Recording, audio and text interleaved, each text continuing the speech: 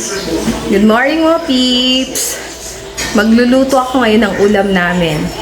Tinola. Okay, ang tinola ginigisa. Kasi nga may luya siya. So, masarap siya pag ginisa muna. So, mag-isa muna tayo. Okay?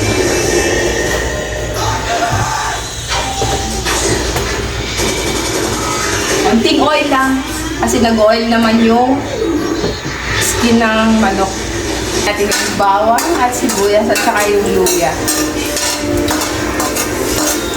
Yung iba pag nagigisa, inuuna yung sibuyas para daw hindi nasusunog yung bawang.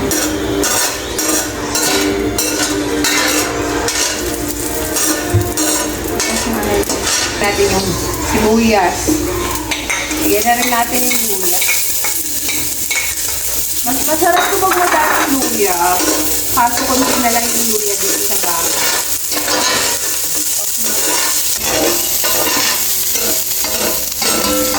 Pag nag-brown na yung mga bagay-bagay, lagyan na natin yung manok. Isahin na natin yung manok.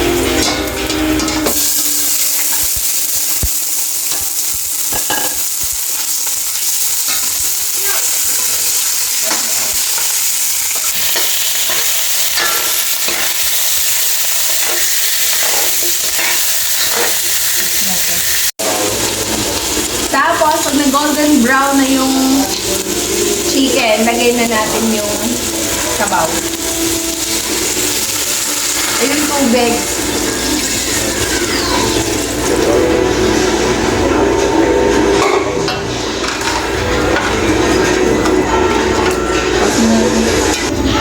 Tapos, tatakpan muna natin siya. Tapos, pag kumulo na ng konting minuto, lalagay na natin yung sayote.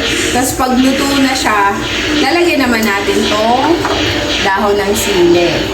Timplahan na natin. Lagyan natin ng paminta. Tapos lagyan na natin ng chicken cubes. Tapos konting asin. Konti lang kasi maglalagay ako ng patis. Konting asin lang. Pag kulang yung timpla, di pwede naman maglagay ng patis yung kakain.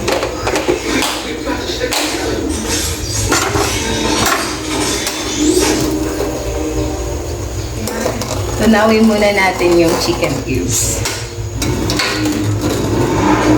Tapos, mahilig naman sa maanghang dito sa amin sa bahay. So, okay lang kung maanghang yung patis namin.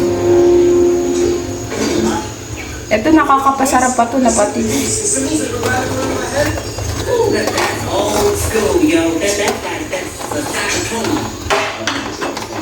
Tapos, syempre, titikman natin to make sure kung tama na ang timpla natin.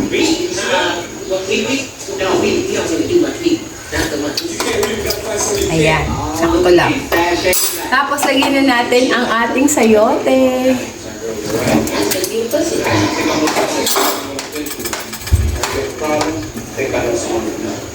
Takpan ulit natin.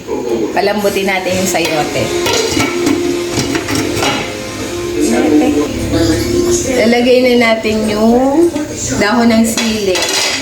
Since malambot na yung sayote, lagyan na natin.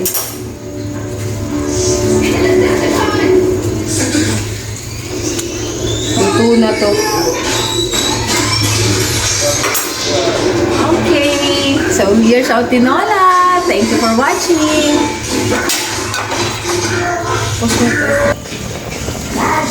Golden Age, check this out.